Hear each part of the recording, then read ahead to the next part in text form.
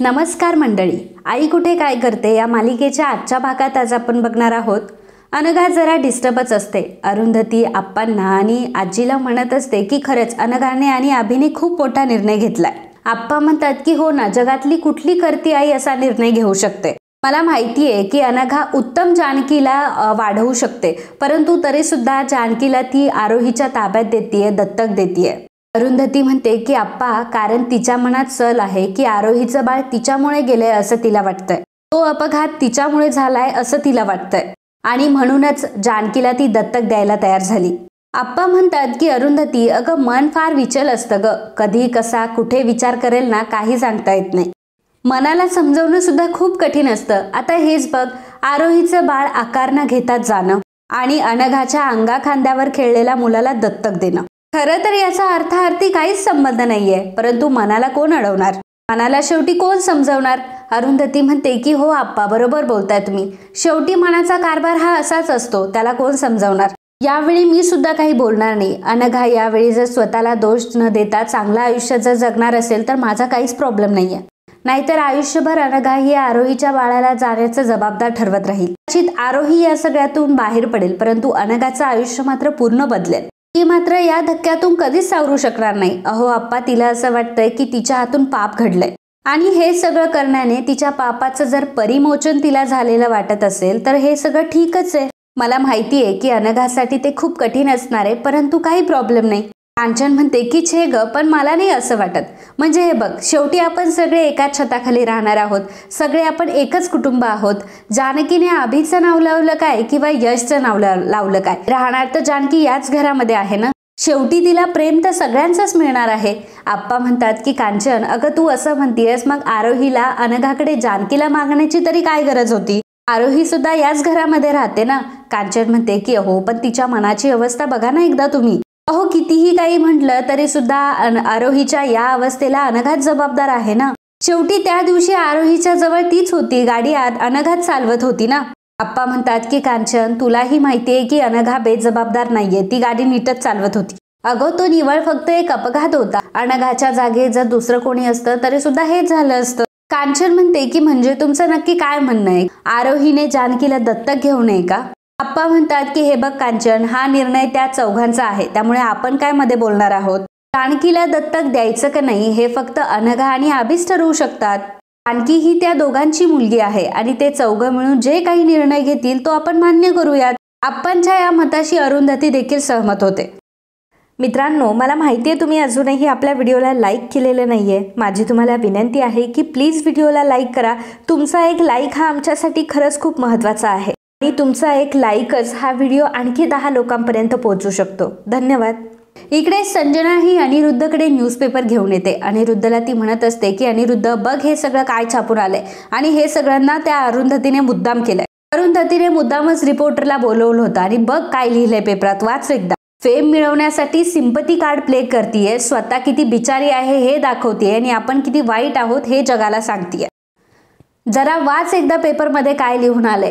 मग अनिरुद्ध आता बातमी वाचत असतो. बातमी असती की सुप्रसिद्ध गायिका अरुंधती केळकर, त्यांचे पती अनिरुद्ध देशमुख आणि त्यांची पत्नी संजना देशमुख यांच्यावर त्यांच्याच आईवडिलांना फसवणुकीचा गुन्हा दाखल करण्यात आलाय आणि यामुळे त्यांना अटकही झाली होती. अशी बातमी जेव्हा अनिरुद्ध वाचतो तेव्हा पेपरचा चोळाबोळा करून तो फेकून देतो.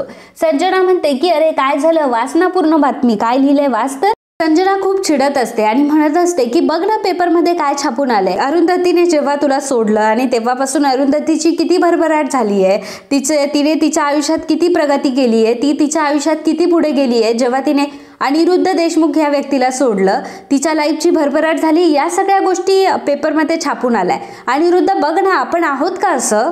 मला एक गोष्ट कळत नाहीये की तिचं कौतुक करायचं तर करा ना तुम्ही, पण त्यासाठी आपली का बदनामी करताय. अनिरुद्ध म्हणतो की अगं, ती आयुष्यभर हेच तर करत आली आहे, स्वतःला चांगलं दाखवण्यासाठी ती आपली बदनामी करत आली आहे, हीच तर तिची खरी स्ट्रॅटेजी आहे. मग संजना म्हणते की खरं तर अरुंधती हे सगळं स्वतःहून करतेय की मुद्दाम करते हे तर मला माहित नाही. यामागे तिची नक्की काय स्ट्रॅटेजी आहे हे तर मला माहित नाही, परंतु आपला डाऊनफॉल चालू असताना ती आपल्याला ट्रिगर करते एवढं मात्र नक्की. आपल्याकडे जॉब नाहीये, आपल्याकडे पैसे नाहीये, ही गोष्ट तिला पक्की माहितीये. आता कुठेतरी लोक आपल्याला भेटायला लागले होते, आपल्याशी बोलायला लागले होते, कनेक्ट व्हायला लागले होते. परंतु आता काय, आता ही पेपरमध्ये बातमी छापून पुन्हा एकदा तिने घोटाळा केलाच ना.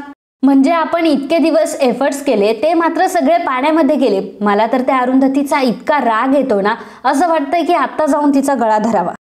मग त्यासाठी मला जेलमध्ये जरी जावं लागलं ना तरी सुद्धा जाईल, परंतु मी या अरुंधतीला संपवेलच.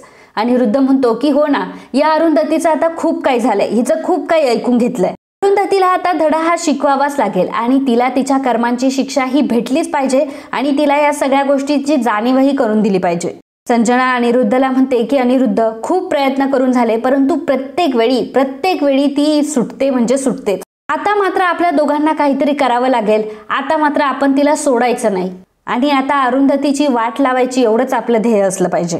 अनिरुद्ध संजनाला म्हणतो की संजना, आता काही करून आपल्याला अरुंधतीला घराबाहेर काढायचंय. आपण तर घराबाहेर जायचं नाही, या जन्मात तरी आपण या घर सोडून कुठेही जाणार नाही. आता आपल्यासाठी डू अँड डाय सिच्युएशन निर्माण झाली आहे. संजना, मला आता ती अरुंधती अजिबात माझ्या डोळ्यासमोर नकोय. मला तर तिचं अस्तित्वच मिटवून टाकायचंय. तिच्या लेखी आपली किंमत शून्य आहे ना, मला तिचं अस्तित्वच मिटवून टाकायचंय आता. आणि संजना, त्यासाठी मला तुझी गरज लागणार आहे. संजना अनिरुद्धला म्हणते की अनिरुद्ध, या गोष्टी तुला सांगायची गरजच नाहीये. मी नेहमी तुझ्या सोबत आहे. तू आहेस म्हणून मी आहे आणि तू म्हणशील ते करायला मी तयार आहे. पण आता मात्र काही करून आपल्याला अरुंधतीला धडा हा शिकवायचाच आहे. तर इकडे आरोही जेव्हा रूममध्ये असते तेव्हा यश तिथे येतो. आता आरोही यशला विचारते की काय झालं यश. तेव्हा यश आरोहीशी एक शब्दही बोलत नाही आणि काहीतरी शोधत असतो. आरोही त्याला म्हणते की यश, अरे सांग ना मला काय झालं, मी तुला शोधून देते. यश मात्र काही बोलत नाही. आरोही यशला विचारते की यश, अरे मी तुला शोधून देते ना, आणि मला सांग तू का वागतोयस असं, आणि तू असं का वागतोयस माझ्याशी, तुला माझ्याशी बोलायचं नाहीये का. तेव्हा यश तिला विचारतो की मला सांग ना, का बोलू मी तुझ्याशी. आरोही, तू असं का वागतीयस आणि अनघाकडे तू काय मागतीयस. तू जानकीला मागतीयस अनघाकडे. मला हे अजिबात पटलेलं नाही आरोही. आरोही म्हणते की पण अनघा द्यायला तयार आहे ना जानकीला माझ्याकडे. यश म्हणतो की अगं आरोही, अनघा जरी जानकीला द्यायला तुला तयार असली तरी सुद्धा तिच्या मनाचा मोठेपणा एकदा बघ. अरे तिने तिच्या काळजावर केवढा मोठा दगड ठेवला याची कल्पना तरी आहे का तुला. अगं तू तिच्या मनाचा मोठेपणा बघ आणि एकदा स्वतःकडे बघ. आरोही म्हणते की हो, म्हणजे मीच वाईट आहे ना. नाही म्हणजे माझं बाळ गेलंय तरी सुद्धा मीच वाईट आहे ना. यश आरोहीला म्हणतो की अगं आरोही, काय झालंय तुला, तू असं का वागतीयस, असं का बोलतीयस तू. आरोही, अगं तुझ्या या अशा वागण्याला काहीच अर्थ नाहीये, तू काही बोलशील का. अनघा तुला अगदी लहान बहिणीसारखं जपते. मला माहिती आरोही, तुला खूप मोठा धक्का बसलाय, पण एक गोष्ट लक्षात ठेव की जे काही घडलंय त्यामध्ये अनघाची काहीच चूक नाहीये. बघ, तुम्ही जेव्हा जात होते तेव्हा तुझ्या पोटात दुखायला लागलं. अनघा त्यावेळी डिस्ट्रॅक्ट झाली आणि म्हणून अपघात घडलाय. आरोही, तू कधी असं वागशील ना असं मी कल्पनाही केली नव्हती. आणि खरंच आरोही, तुझ्या या वागण्याने मी खूप डिस्टर्ब झालोय. खरंच तुझ्या या वागण्याने मला खूप मोठा धक्का बसलाय. तेव्हा आरोही म्हणते की यश, अरे तुला खरंच सांगते, मला जानकीसोबत खूप बरं वाटतं रे. यश म्हणतो की अगं आरोही, मग तुला कोण नाही म्हटलंय, तू एरवी तर तिच्यासोबत राहू शकते ना. मला सांग ना, त्यासाठी दत्तक घेण्याची काय गरज आहे. आणि मला सांग, आतापर्यंत अनघाने कधी तुला जानकीजवळ जाण्यापासून अडवलंय का. आरोही, अगं अनघा किती करत असते तुझ्यासाठी, एकदा या गोष्टीचा विचार कर. एक वेळेस अनघाने या सगळ्या गोष्टी तिच्यावर घेतल्या असत्या, पण तुला मात्र तिने काहीच होऊ दिलं नसतं.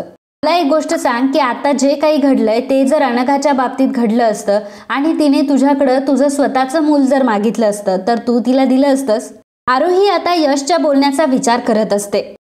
यश आरोहीला समजावत असतो की आरोही, तू अजिबात अशी नाहीये, मला माहितीये, आणि तुझ्या डोक्यात या सगळ्या गोष्टी येऊच शकत नाही. मला असं वाटतंय की तुझ्या डोक्यात कोणीतरी हे सगळं भरवतंय. आरोही, तू काय वागते ना या गोष्टीचा एकदा विचार कर. अगं जानकी तर कायम तुझ्या डोळ्यासमोरच असणार आहे. अगं तुझं जानकीवर प्रेम आहे, जानकीचं तुझ्यावर प्रेम आहे, आणि तुमच्या दोघींमध्ये तर अनघा कधीच आलेली नाहीये. मला सांग ना आरोही, तुला एवढं पुरेसं नाहीये का. आरोही यशला म्हणते की यश, अरे पण मी जानकीची काकू आहे ना, मी तिची आई नाहीये ना. तेव्हा यश म्हणतो की अरे असं कसं काय, म्हणजे एखाद्या मुलावर प्रेम करण्यासाठी त्याच्या आईचंच नातं त्याला हवं असतं का. आई या नात्यामध्येच प्रेम असतं का, बाकी कुठल्या नात्यामध्ये प्रेम नसतं का. आणि आरोही, या सगळ्या गोष्टी तू म्हणतेस, एकदा तू आईचा आणि तुझा विचार कर. मला सांग, आईने तुला जन्म दिला नसला तरी सुद्धा आईला तुला आई म्हणावं असं वाटलंच ना. का वाटलं तुला असं, कारण आईने तुला निस्वार्थपणे प्रेम दिलंय. जानकी जरी तुला आई म्हणणार नसेल ना तरी सुद्धा तुमच्या दोघींमधलं प्रेम कधीच कमी होणार नाही. त्यामुळे आरोही, उगाच भलते सलते विचार करू नकोस. आरोही, तू अनघाकडून तिच्या पोटची मुलगी घेतीयस. अगं आरोही, तू फक्त एकदा अनघाला स्वतःच्या जागेवर ठेवून बघ. आरोही, तू खूप मोठं पाप करतीयस. आता आरोहीला सगळ्या गोष्टी कळून चुकतात. आरोही आता या सगळ्या गोष्टींचा विचार करू लागते. आरोहीला समजतं की आपलं नक्कीच कुठे काहीतरी चुकतंय. आपण अनघाला खूप हर्ट करतोय. आरोहीला आता तिची चूक समजलेली असते. आरोही यशला मिठी मारते आणि यशला म्हणते की आय एम रिअली सॉरी यश. पण यश, अरे मला खूप रिकामं वाटतंय रे. आपलं बाळ गेलंय यश, हा विचार मला माझ्या डोक्यातून काढताच येत नाहीये. यश आरोहीला समजावत असतो की आरोही, मला माहिती आहे हा विचार खूप मोठा आहे आणि हा विचार तुझ्या डोक्यातून असा सहजासहजी निघणार नाही. पण या पलीकडे तू तुझ्या अभ्यासाकडे लक्ष दे, जानकीकडे फोकस कर. मी तुला सांगू का, जेव्हा आपण दोघंही पुन्हा मेंटली तयार होऊ ना, तेव्हा आपण पुन्हा आपल्या बाळाचा विचार करूयात. अगं आयुष्यात एकदा असं घडलं म्हणजे पुन्हा पुन्हा असं होत नाही. परंतु प्लीज तू अनघाकडनं तिची मुलगी हिरावून घेऊ नकोस. जानकी म्हणजे अनघाच्या काळजाचा तुकडा आहे ग, तिला असं तू हिरावून घेऊ नकोस. यश अगदी रडत रडत आरोहीला समजावून सांगत असतो. आरोही सुद्धा यशच्या बोलण्याचा विचार करत असते. देशमुखांच्या घरी सुलेखाताई, नितीन आणि अनिश आलेले असतात. त्यांना बघून आप्पा म्हणतात की अरे वा सुलेखाताई तुम्ही. सुलेखाताई म्हणतात की तुम्ही कुठे बाहेर जाणार होतात का? अर्चन म्हणते की नाही, आम्ही निघालोच होतो, पण काही हरकत नाही, तुम्ही या ना, बसा. सुलेखाताई म्हणतात की नाही, तुमचं काही काम असेल तर तुम्ही ते काम करून या, वाटलं तर आम्ही तोपर्यंत इथे थांबतो. तेव्हा आप्पा म्हणत असतात की नाही हो, आमचं काही काम नव्हतं, आमचं काही काम असेल तर आम्ही नंतर जाऊ देवळात. या तुम्ही बसा असं म्हटल्यावर सुलेखाताई बसतात. मग आप्पा आता अरुंधतीला आवाज देतात की अगं अरुंधती, बघ कोण आलंय. अरुंधती जेव्हा खाली येते तेव्हा सुलेखाताईंना समोर बघून तिला खूप आनंद होतो. सुलेखाताई म्हणतात की आम्ही सहजच आलो, म्हटलं तर सहज आहे आणि म्हटलं तर विशेष सुद्धा आहे. ईशा सुद्धा तिथेच उभी असते. सुलेखाताई म्हणते की आप्पा, कांचनताई, अरुंधती, मी तुम्हाला एक चांगली बातमी देण्यासाठी आली आहे. ईशा आणि अनिशने पुन्हा एकदा एकत्र राहण्याचा निर्णय घेतलाय. ही गोष्ट ऐकून आता सगळ्यांना खूप आनंद होतो. कांचनताई म्हणतात की अगं ईशा, सुलेखाताई बरोबर बोलताय ना? तेव्हा ईशा म्हणते की हो आजी, मी आणि अनिशने पुन्हा एकदा एकत्र राहण्याचा आम्ही निर्णय घेतलाय. सगळ्यांना खूप आनंद झालेला असतो. आप्पा पुन्हा एकदा अनिशला विचारतात की अनिश, नक्की तुझी इच्छा आहे ना पुन्हा एकत्र राहण्याची? हे बघ, तुझं जे काही मत असेल ना ते तू आम्हाला स्पष्टपणे सांग. अनिश म्हणतो की आप्पा, मी माझी बाजू ईशाला समजावून सांगितली आणि मला सेटल व्हायला टाइम लागेल हेही मी तिला सांगितलंय. आहे त्या परिस्थितीमध्ये ती ऍडजस्ट करायला तयार आहे आणि ती समजून घ्यायला तयार आहे, तसं तिने मला प्रॉमिसही केलंय. इनफॅक्ट ती तिचं उरलेलं शिक्षण पूर्ण करणार आहे आणि सोबत जॉबही करणार आहे. सगळ्यांना या गोष्टीचा खूप आनंद होतो. अरुंधती ईशाला म्हणते की ईशा शाब्बास, तू खरंच खूप चांगला निर्णय घेतलाय. अगं खरंच तुला अनिश सारखा मुलगा अगदी शोधून सुद्धा सापडणार नाही. आता तुमच्या दोघांचंही हे नातं तू जप. आयुष्याचे कुठलेही निर्णय आता तुम्ही दोघी विचार करून घ्या. ईशा अरुंधतीला म्हणते की हो आई, इथून पुढे मी कधीही चुकणार नाही. मला जर काही वाटलं ना तर सगळ्यात पहिल्यांदा येऊन मी तुला शेअर करेन. मला ही गोष्ट माहिती आहे की तू मात्र मला कधीच मिसगाईड करणार. तू माझी आई आहेस आणि नेहमीच तू माझ्या भल्याचाच विचार करतेस. अरुंधती ईशाला म्हणते की हो, सुखाने संसार करा आणि अनिशला आता तुझा शब्द दिलाय त्या शब्दावर ठाम राहा. सगळेजण आनंदात असतात. संजनाचं मात्र वेगळंच काहीतरी सुरू असतं. संजना मनामध्ये म्हणते की चला, एक मेंबर तरी कटला. आता एक एक करून या घरातली सगळी माणसं घरातून निघून जाऊ देत, म्हणजे या घरामध्ये फक्त मी आणि अनिरुद्ध असेल आणि हा समृद्धी बंगला सगळ्याच्या सगळा आमचाच असेल. अनघा ईशाला म्हणते की ईशा, खरंच तू खूप छान निर्णय घेतलाय आणि मला खरंच तुझ्यासाठी खूप आनंद झालाय. तेव्हा ईशा म्हणते की थँक्यू अनघा. नितीन अनिशला विचारतो की मग तुमच्यासाठी एखादा नवीन घर बघायचं का? अनिश म्हणतो की हो अंकल, मी काही घरं बघूनही ठेवली आहे. नितीन म्हणतो की अरे वा, म्हणजे घरं बिरं बघूनही झाली तुमची. अनिश म्हणतो की नाही, मी घरं शॉर्टलिस्ट करून ठेवली आहे, त्यातलं एक घर ईशा फायनल करेल. ईशा, मला सांग की कधी जायचं आपण घर बघायला? तेव्हा ईशा म्हणते की तू म्हणशील तेव्हा. यश म्हणतो की चला, अंत भला तर सब भला.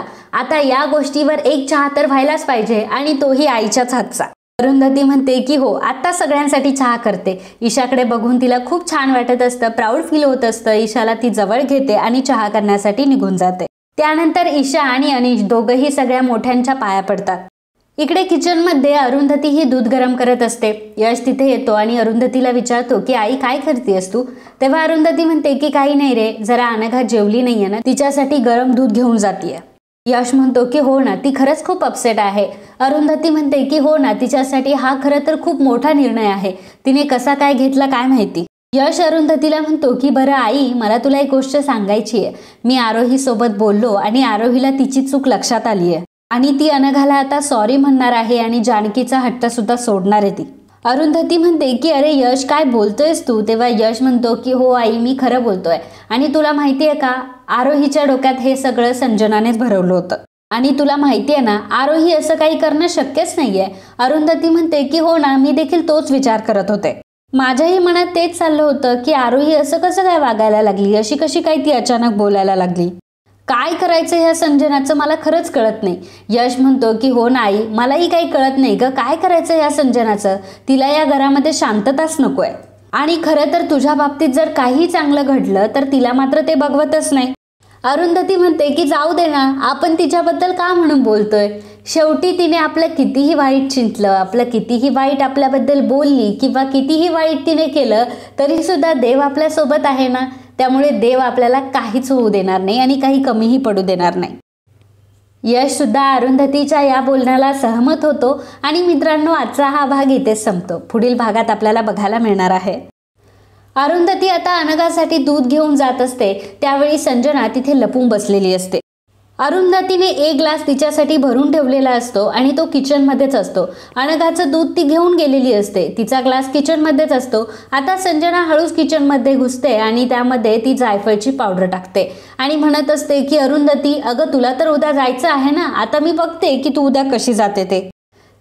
आता हळूसच संजना चोर पावलांनी आतमध्ये येते आणि अरुंधतीचं जे दूध तिथे ठेवलेलं असतं त्यामध्ये कसली तरी पावडर मिक्स करते आणि म्हणत असते की अरुंधती, उद्या तुला रेकॉर्डिंग करण्यासाठी जायचंय ना, आता मी बघतेस की तू रेकॉर्डिंग कशा करतेस त्या. त्यानंतर संजना अनिरुद्धकडे येते. अनिरुद्धला ती म्हणते की अनिरुद्ध, मला एक गोष्ट सांग की उद्या अरुंधतीची रेकॉर्डिंग आहे आणि समजा जर अरुंधती रेकॉर्डिंगला गेलीच नाही तर अनिरुद्ध विचारतो की असं कसं काय शक्य आहे. संजना म्हणते की अरे अनिरुद्ध, मी तिच्या दुधाच्या ग्लासमध्ये असा काहीतरी पदार्थ टाकलाय ना की तिचा आवाज कायमचाच बंद होईल. अनिरुद्ध संजनाला म्हणतो की वा, ग्रेट संजना, तू अगदी हुशार आहेस आणि आता बघूयात की ही अरुंधती कशा रेकॉर्डिंग करते ते. आता खरी अरुंधतीची अक्कल ही ठिकाणावर येईल. आपल्याला नेहमी पाण्यात बघत असते का, आपला वाईट विचार करते की काय, आपल्याला न्यूजपेपरमध्ये छापून आणते आणि आपल्याबद्दल वाईट साईड बातम्या देते, आपल्याला विलन बनवते आणि स्वतः मात्र सगळ्यांच्या नजरेत हिरोईन होते. आता तिला खरं कळेल की अपमान काय असतो ते. जेव्हा ती गाण्याला उभं राहील आणि तिच्या तोंडून आवाजच फुटणार नाही, तेव्हा मात्र तिला सगळ्या गोष्टी आठवतील आणि तिची किती नाचक्की होईल ना, हे बघण्यासाठी मी आता खूप आतुर आहे, असं अनिरुद्ध संजनाला म्हणत असतो. संजना सुद्धा अरुंधतीला असं बघण्यासाठी खूप एक्सायटेड असते आणि कधी एकदाची अरुंधती आता उद्या रेकॉर्डिंगसाठी जाते असं तिला वाटत असतं. तर मित्रांनो, आजच्या या भागाबद्दल तुम्हाला काय वाटतं हे आम्हाला नक्कीच कळवा. And if you like my video, please do subscribe, share and comment. Thank you.